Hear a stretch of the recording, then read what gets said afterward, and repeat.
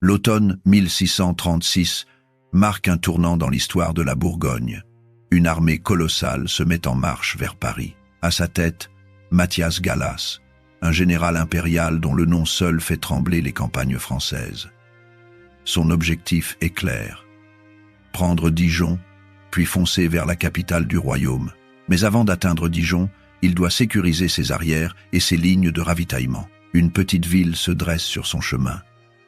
Saint-Jean-de-Losne, à peine 58 hectares, la plus petite commune de France. Gallas ne le sait pas encore, mais cette bourgade va briser ses ambitions. La guerre de 30 ans dévaste l'Europe depuis 1618. En 1636, la France vient d'entrer officiellement dans le conflit aux côtés des protestants contre les Habsbourg d'Autriche et d'Espagne.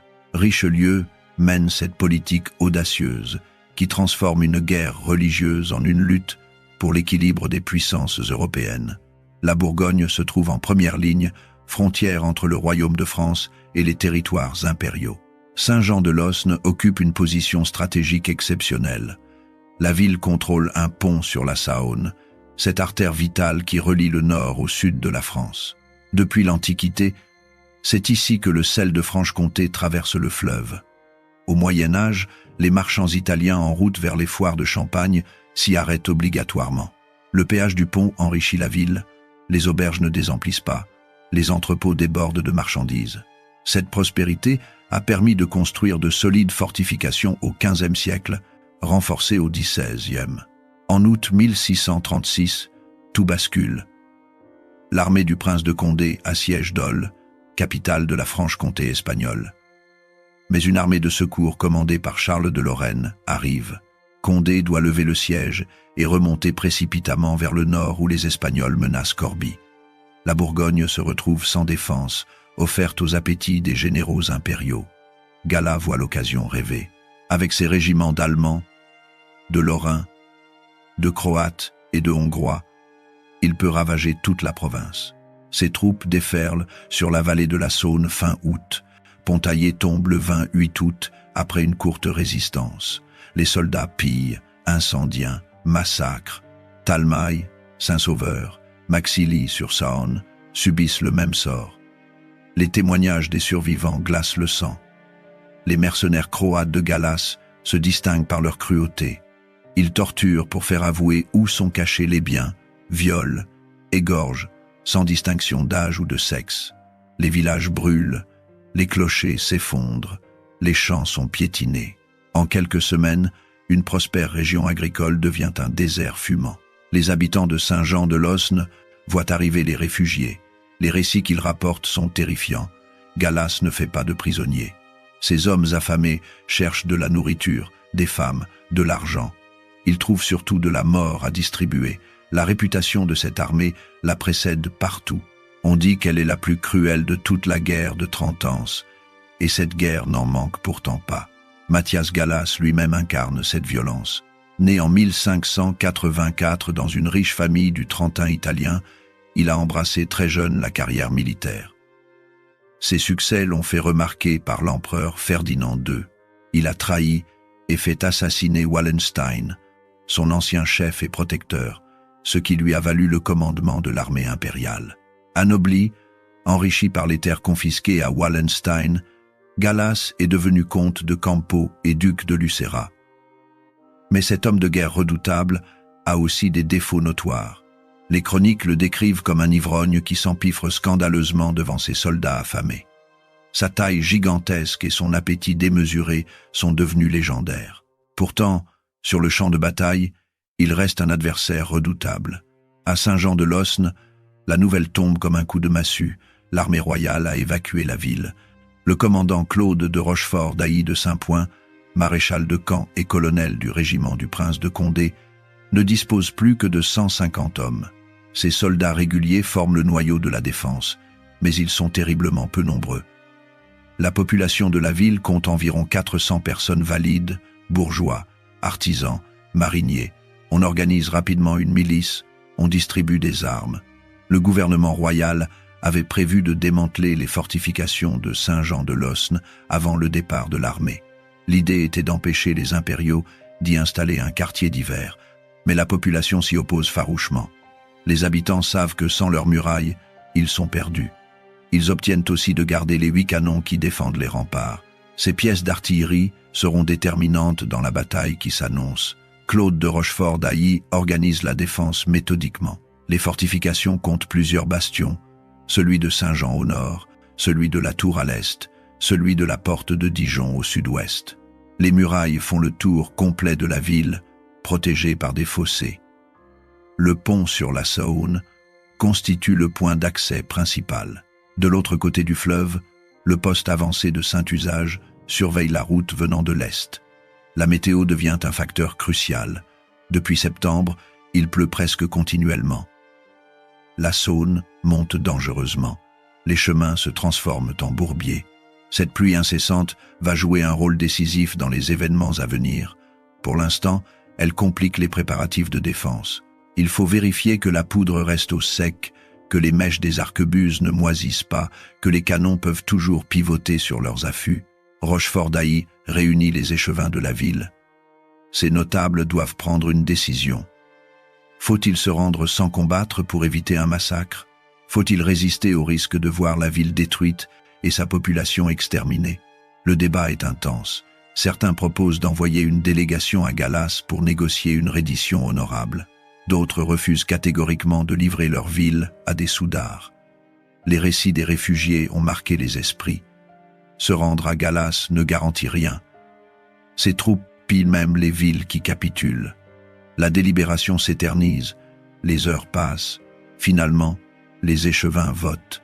La majorité se prononce pour la résistance. Cette décision historique sera gravée dans la mémoire collective de Saint-Jean-de-Losne. Le secrétaire consigne. Les habitants, déterminés à résister, refusent le démantèlement des fortifications et maintiennent leurs canons en batterie. Cette phrase scelle le destin de la ville. La population se prépare au siège. Les femmes apportent de l'eau, préparent des bandages, cuisinent pour les défenseurs. Les hommes trop âgés ou trop jeunes pour combattre transportent les munitions, réparent les brèches dans les palissades, colmatent les portes. Chacun sait ce qu'il attend. Les églises se remplissent. Le curé de Saint-Jean-Baptiste célèbre des messes continuelles. On prie Saint-Jean, patron de la ville, de protéger ses fidèles.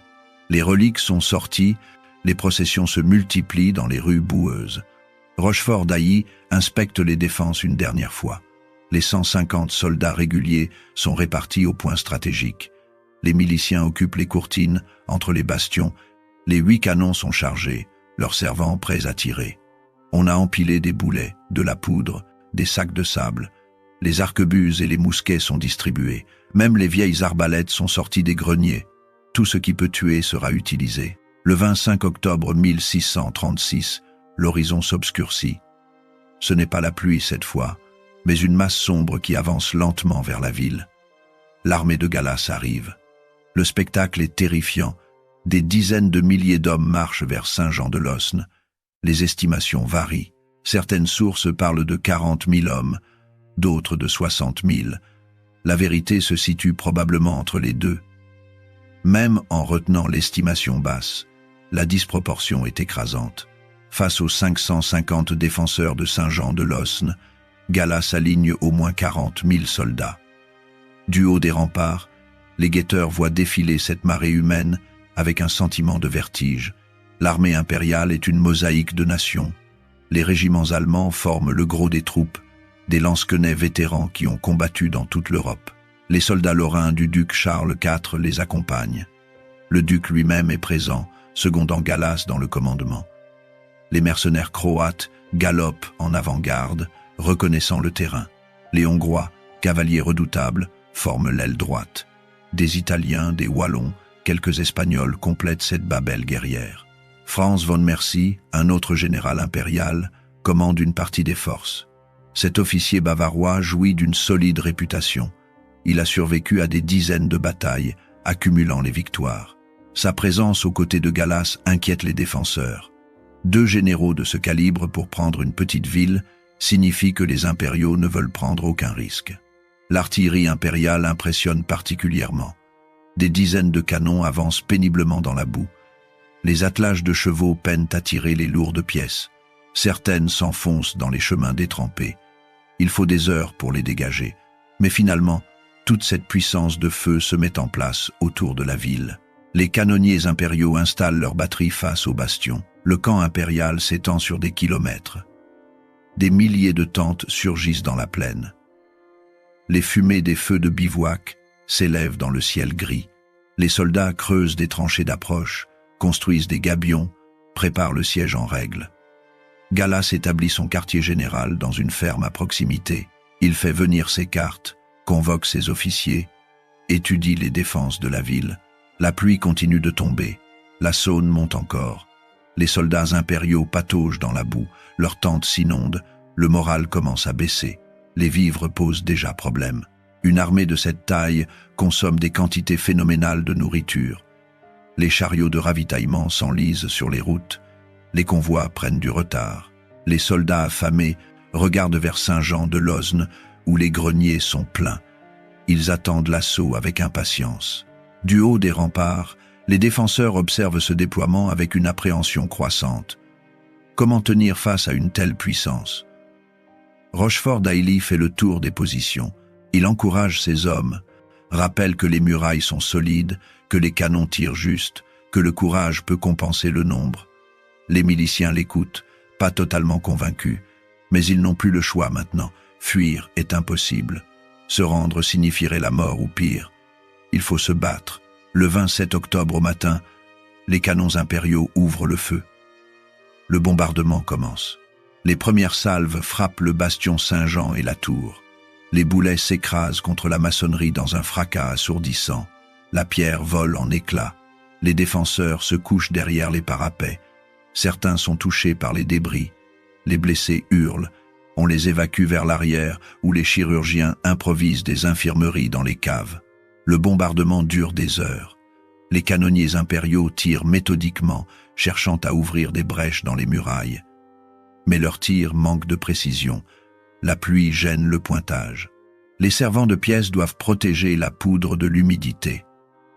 Beaucoup de boulets passent au-dessus des remparts et s'écrasent dans la ville, détruisant des maisons, tuant des civils. D'autres tombent court, s'enfonçant dans la terre détrempée, sans faire de dégâts. Les canons de Saint-Jean de Losne répondent. Les 8 pièces crachent leur feu à intervalles réguliers. Les servants travaillent avec une précision née de l'entraînement et du désespoir. Chaque boulet compte. Les réserves ne sont pas inépuisables. Il faut viser juste. Les canonniers de la ville sont des professionnels. Certains ont servi dans l'armée royale avant la guerre. Ils connaissent leur métier. Leurs tirs portent sur les batteries ennemies, tuant des artilleurs, endommageant des affûts, semant le désordre. Vers midi, le bombardement cesse. Un silence inquiétant s'installe. Puis les trompettes sonnent. L'infanterie impériale sort des tranchées et se met en marche vers les remparts. Les lansquenets avancent en colonne serrée, leurs piques dressées comme une forêt d'acier. Les arquebusiers suivent, prêts à tirer. Cette première attaque vise le bastion Saint-Jean et la tour, les points que l'artillerie a pilonnés. Les défenseurs laissent approcher l'ennemi. Rochefort d'Ailly a donné des ordres stricts, tirés au dernier moment pour faire le maximum de dégâts. Les assaillants franchissent le fossé sur des fascines jetées en hâte. Ils dressent des échelles contre les murailles. Les premiers grimpent. C'est le signal. Les défenseurs ouvrent le feu. La mousqueterie crépite. Les balles fauchent les assaillants. Les hommes tombent des échelles, s'écrasent dans le fossé. Ceux qui parviennent en haut du rempart trouvent les piques des défenseurs. Des combats à l'arme blanche éclatent sur le chemin de ronde. Le sang coule, mêlé à la pluie. Les cris des blessés, les hurlements des combattants, le fracas des armes créent un vacarme infernal. Les habitants de la ville participent à la défense. Les femmes lancent des pierres, de l'huile bouillante, des tuiles sur les assaillants. Les adolescents rechargent les armes, apportent des munitions en courant sous le feu ennemi. Les vieux colmatent les brèches avec tout ce qui leur tombe sous la main. Toute la population se bat pour sa survie. L'assaut dure 2 heures. Finalement, les impériaux se replient. Ils laissent des centaines de morts devant les remparts. Les défenseurs ont tenu, mais au prix de lourdes pertes. Une vingtaine de soldats et de miliciens sont morts, autant sont blessés. Pour une garnison aussi réduite, chaque perte est irremplaçable. Le 28 octobre, un héraut impérial s'avance sous bannière blanche. Il apporte une sommation de Galas. Le général demande la reddition immédiate de la ville. En échange, il promet d'épargner la population et d'autoriser la garnison à partir avec les honneurs de la guerre. Le message est porté à Rochefort d'Ailly qui le lit devant les échevins. La discussion est brève. La réponse est non. Le héros repart avec le refus. Galas ne s'attendait pas à une telle résistance. Il ordonne une nouvelle attaque, cette fois sur le poste avancé de Saint-Usage, de l'autre côté de la Saône. Ce petit fort contrôle l'accès au pont. S'il tombe, les impériaux pourront attaquer la ville de front. L'assaut est massif. Les défenseurs de Saint-Usage, une cinquantaine d'hommes, ne peuvent tenir. Ils se replient vers le pont en combattant. Plusieurs sont tués pendant la retraite. Galas tient maintenant l'accès principal à Saint-Jean-de-Losne. Le 29 octobre, les impériaux lancent une nouvelle attaque générale. Cette fois, ils ciblent la porte de Dijon et le bastion de la Tour. Le bombardement préparatoire est plus intense. Les canons tirent toute la matinée, mais la neige se met à tomber. Oui, de la neige en octobre. Le temps devient glacial. La visibilité chute, les artilleurs peinent à viser. De nombreux boulets se perdent dans la tourmente. L'infanterie attaque malgré tout. Aveuglés par la neige, gênés par le froid, les soldats impériaux progressent difficilement. Leurs échelles glissent sur les murailles gelées. Les défenseurs, protégés derrière leurs parapets, tirent méthodiquement. L'attaque échoue. Les impériaux se replient en laissant encore plus de morts que la veille. Le 30 octobre, Galas change de tactique. Il ordonne un assaut massif sur tous les fronts simultanément. L'idée est de disperser les défenseurs, trop peu nombreux pour tenir partout à la fois. L'attaque commence à l'aube. Les trompettes sonnent, les tambours battent, les cris de guerre résonnent. Des milliers de soldats se ruent vers les remparts. Le bastion Saint-Jean et celui de la Tour subissent l'assaut principal. Les échelles se multiplient. Les assaillants grimpent par dizaines. Certains parviennent en haut des murailles. Des combats acharnés éclatent. Les défenseurs reculent pied à pied. Les impériaux prennent position sur le bastion Saint-Jean. Le drapeau impérial y est planté. Un cri de victoire monte des rangs assaillants. Rochefort d'Ailly voit le danger. Si les impériaux tiennent le bastion, ils peuvent déferler dans la ville. Il faut reprendre la position coûte que coûte, mais il n'a plus de réserve. Tous les hommes valides sont déjà au combat. La situation semble désespérée. C'est alors qu'arrivent les renforts. 100 mousquetaires de Sœur ont réussi à se glisser dans la ville pendant la nuit. Ils viennent d'arriver par bateau, profitant de la montée de la Saône. Ces soldats frais, commandés par un capitaine énergique, se jettent immédiatement dans la bataille. Rochefort d'Ailly les lance à la contre-attaque du bastion Saint-Jean. Le choc est terrible. Les mousquetaires tirent à bout portant, puis chargent à la baïonnette. Les impériaux, épuisés par l'assaut, ne peuvent résister. Ils sont rejetés du bastion. Beaucoup tombent en essayant de redescendre les échelles. D'autres sautent et se brisent les jambes. Le drapeau impérial est arraché et piétiné. Le bastion Saint-Jean revient aux défenseurs. Mais le bastion de la Tour reste aux mains des impériaux. Les combats y font rage toute la journée. Les deux camps s'y affrontent dans un corps à corps sauvage. La pluie transforme le sol en bourbier rougi de sang. Les blessés glissent, tombent, sont piétinés. Personne ne recule. Finalement, à la tombée de la nuit, les impériaux abandonnent aussi cette position. Ils ont subi des pertes énormes. Des centaines de cadavres jonchent le pied des remparts. Le 31 octobre, Galas ordonne une attaque combinée sur toutes les portes de la ville. C'est son dernier effort pour emporter la place. L'assaut est d'une violence inouïe.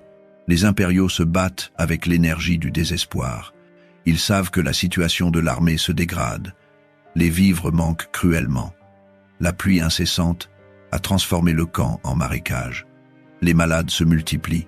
La dysenterie frappe. Les chevaux meurent par centaines, faute de fourrage. Il faut prendre cette maudite ville maintenant ou lever le siège. Les défenseurs le sentent aussi. Ils tiennent bon, repoussent chaque assaut, contre-attaquent quand ils le peuvent. Les femmes continuent de jeter des projectiles du haut des maisons. Les enfants courent apporter des munitions, les blessés qui peuvent encore tenir une arme retournent au combat. Personne ne cède. La volonté de résister transcende la fatigue et la peur. La nuit tombe sur des combats indécis. Les deux camps sont épuisés. Les impériaux se replient dans leurs tranchées. Les défenseurs s'effondrent de fatigue sur les remparts. On compte les morts, on pense les blessés. Les réserves de poudre et de munitions sont presque épuisées. Peut-on tenir un jour de plus? Le 1er novembre, la Toussaint, la pluie redouble d'intensité. Ce n'est plus une pluie normale, c'est un déluge. L'eau tombe en trombe, transformant la plaine en lac. La Saône sort de son lit. Le camp impérial est inondé. Les tentes sont emportées par le courant. Les soldats pataugent dans l'eau jusqu'aux genoux. Le matériel flotte. Les canons s'enfoncent dans la boue liquide. Les chariots de vivres sont immobilisés à des kilomètres, bloqués par les routes devenues impraticables. Gala voit son armée se désintégrer sous ses yeux. Les soldats désertent par centaines. Certains se noient en essayant de fuir. D'autres meurent de froid ou de maladie. Les chevaux morts pourrissent dans l'eau, répandant une puanteur pestilentielle. La dysenterie devient une épidémie. Les chirurgiens sont débordés. On creuse des fosses communes à la hâte, mais même les morts flottent dans le camp inondé. Le moral s'effondre. Les soldats affamés se révoltent. Des rixes éclatent pour de la nourriture. Les officiers perdent le contrôle de leurs hommes. Le duc Charles de Lorraine lui-même exprime ses doutes. Cette ville maudite ne vaut pas la destruction d'une armée entière. Il faut partir pendant qu'il est encore temps. Mais Gallas hésite. Lever le siège signifierait avouer sa défaite. Comment expliquer à l'empereur qu'une armée de 40 000 hommes n'a pas pu prendre une ville défendue par 500 personnes? Son honneur, sa réputation sont en jeu. Il ordonne une dernière tentative. Le 2 novembre au matin, un nouveau héros se présente devant les portes de Saint-Jean-de-Losne. Gallas somme une dernière fois la ville de se rendre. La réponse est toujours non.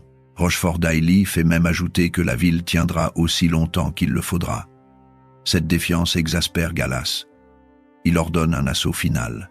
2 vagues d'assaut déferlent sur les remparts. Les impériaux se battent comme des démons.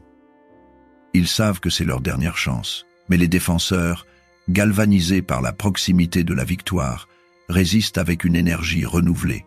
La mousqueterie fauche les assaillants. Les canons tirent à mitraille, transformant les colonnes d'attaque en boucherie. Les combats durent 3 heures.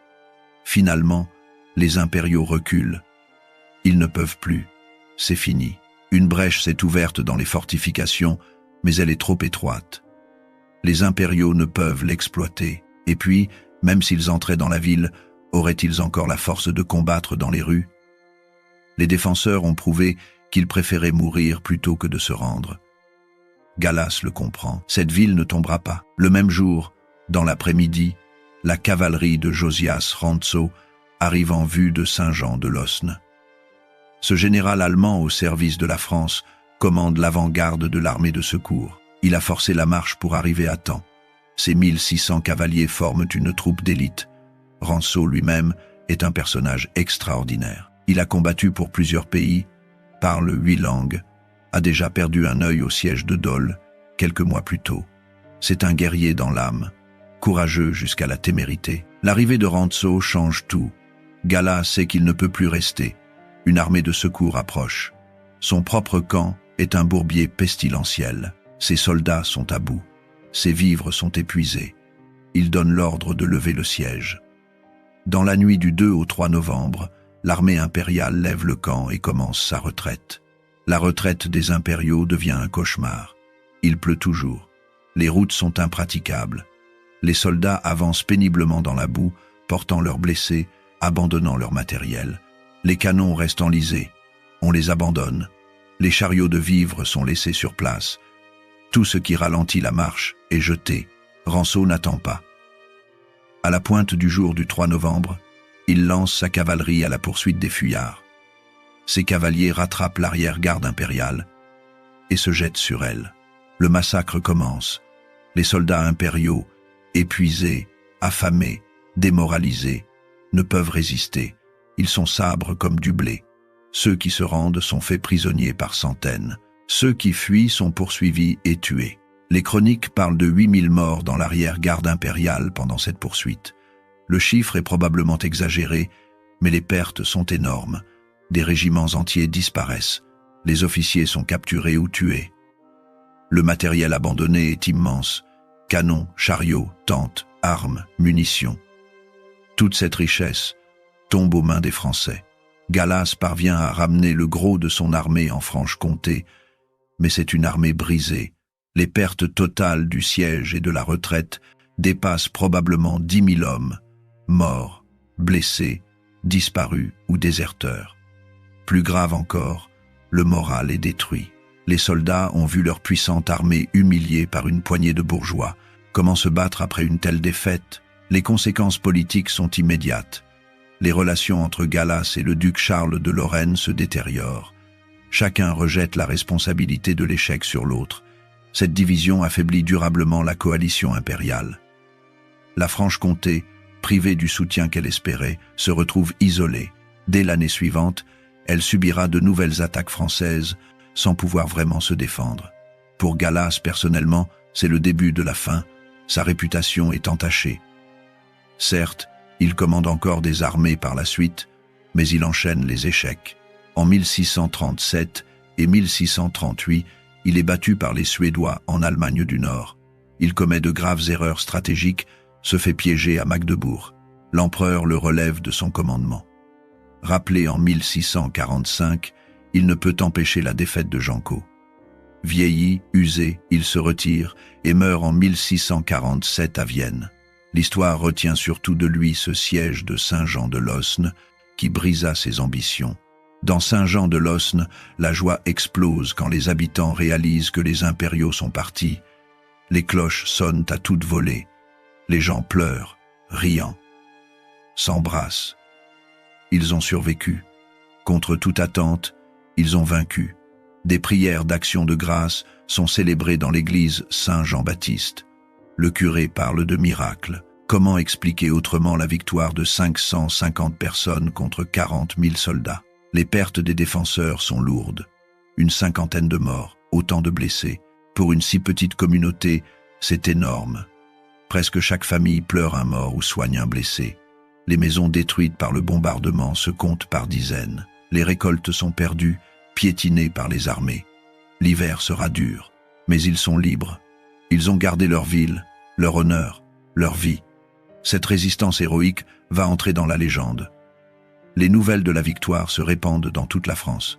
Partout, on raconte comment les bourgeois de Saint-Jean-de-Losne ont arrêté la marche de Gallas vers Paris, car c'est bien ce qui s'est passé. En tenant 8 jours, en infligeant des pertes énormes aux impériaux, les défenseurs ont sauvé la Bourgogne et peut-être le royaume.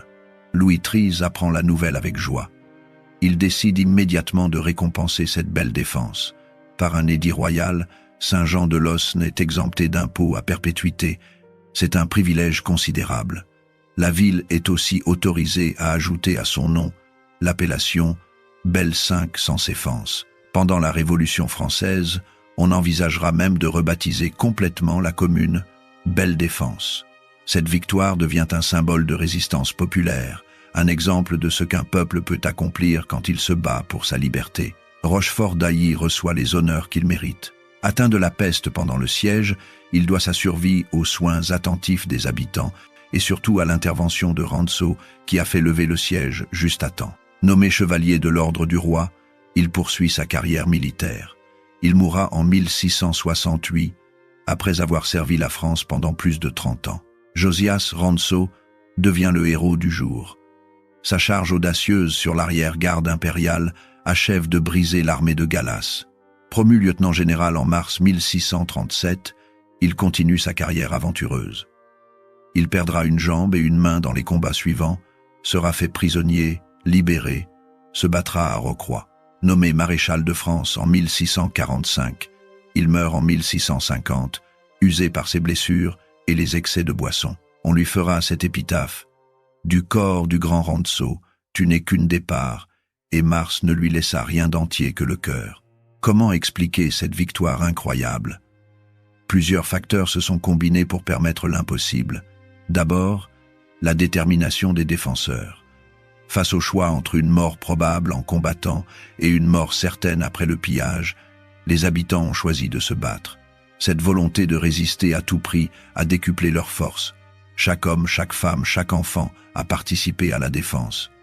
Personne n'a songé à trahir, à ouvrir une porte à l'ennemi. Cette union sacrée a fait la différence. Ensuite, la qualité du commandement. Rochefort-d'Ailly et ses officiers ont organisé une défense méthodique.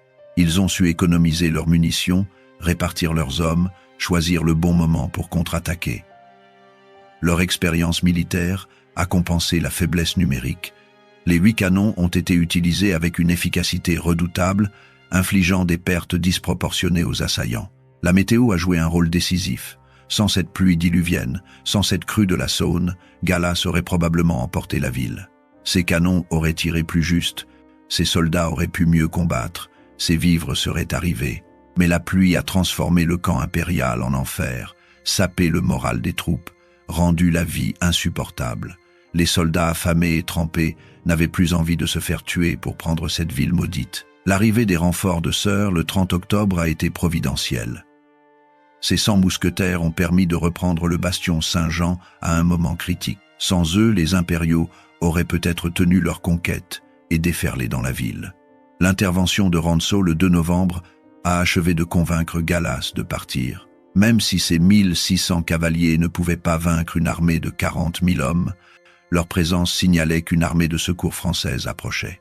Gallas ne pouvait pas se permettre d'être pris entre deux feux.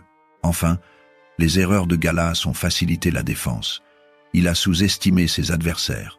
Il pensait prendre la ville en quelques heures. Cette arrogance l'a conduit à lancer des assauts frontaux coûteux au lieu d'organiser un siège méthodique. Ces problèmes de ravitaillement montrent un manque de préparation. Une armée de cette taille ne s'improvise pas. Il aurait dû sécuriser ses lignes de communication avant d'attaquer. La réputation terrible de son armée s'est retournée contre lui. Les défenseurs savaient que se rendre ne les sauverait pas. Autant mourir les armes à la main. Cette cruauté contre-productive a durci la résistance partout où les impériaux sont passés. La victoire de Saint-Jean de Losne en 1636 a des répercussions bien au-delà de ses murailles. En bloquant Gallas 8 jours et en lui infligeant une défaite humiliante, cette petite ville sauve toute la Bourgogne d'une invasion dévastatrice. Si les impériaux avaient pris la ville, ils auraient marché sur Dijon et ravagé les campagnes environnantes. Cette résistance héroïque protège toute une région. Les conséquences politiques sont immenses. Les divisions entre Gallas et le duc de Lorraine affaiblissent durablement le camp impérial. La Franche-Comté, privée du soutien qu'elle attendait, devient vulnérable aux futures attaques françaises. Sur le plan psychologique, la victoire remonte le moral français après une année terrible marquée par la prise de Corbie par les Espagnols. Saint-Jean de Losne prouve que l'ennemi n'est pas invincible. La réputation de Gallas ne se remettra jamais de cet échec.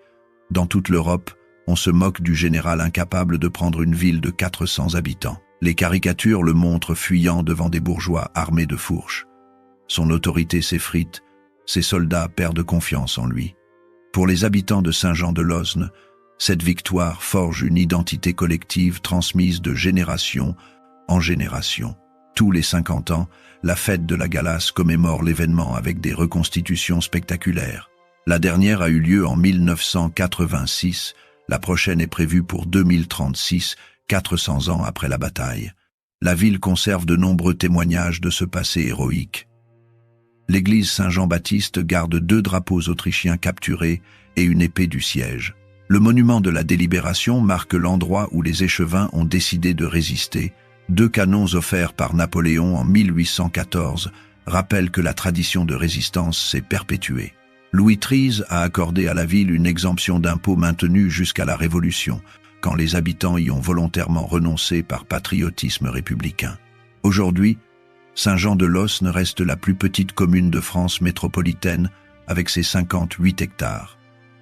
Son économie tourne autour du premier port fluvial de plaisance du pays. Mais partout, les traces du siège persistent. Impact de boulets sur l'église, vestiges des fortifications, musée de la batellerie consacrant une section à 1636.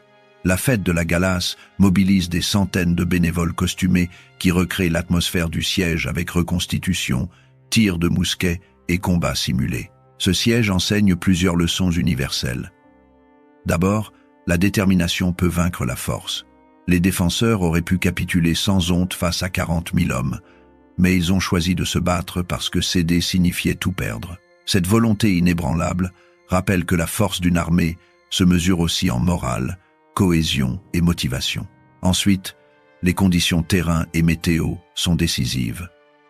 La pluie diluvienne a transformé le camp impérial en cauchemar, annulant l'avantage numérique de Gallas. Les généraux qui négligent ces facteurs s'exposent aux pires surprises. L'unité fait également la différence.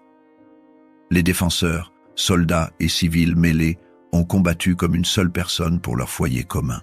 À l'inverse, l'armée de Gallas, composée de mercenaires de nations différentes, manquait de cohésion et s'est désagrégée dès les premiers revers. Sur le plan stratégique, Gallas a sous-estimé son adversaire.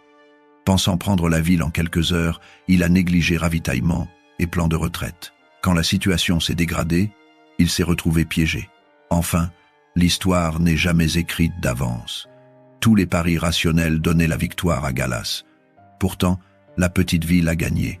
Cette leçon d'humilité rappelle que l'improbable arrive, que les David battent parfois les Goliaths, comme aux Thermopyles ou dans le ghetto de Varsovie. Au-delà de l'anecdote militaire, ce siège illustre la capacité de l'homme ordinaire à accomplir l'extraordinaire quand les circonstances l'exigent. Les défenseurs n'étaient pas des surhommes mais des bourgeois, artisans et mariniers qui ont trouvé en eux les ressources nécessaires pour résister. L'histoire rappelle aussi le prix de la liberté. 50 morts, autant de blessés, des familles brisées, des maisons détruites. Mais les habitants ont préservé leur liberté, leur dignité, leur honneur en toute conscience du prix à payer. Le siège montre que la solidarité vainc la force brute.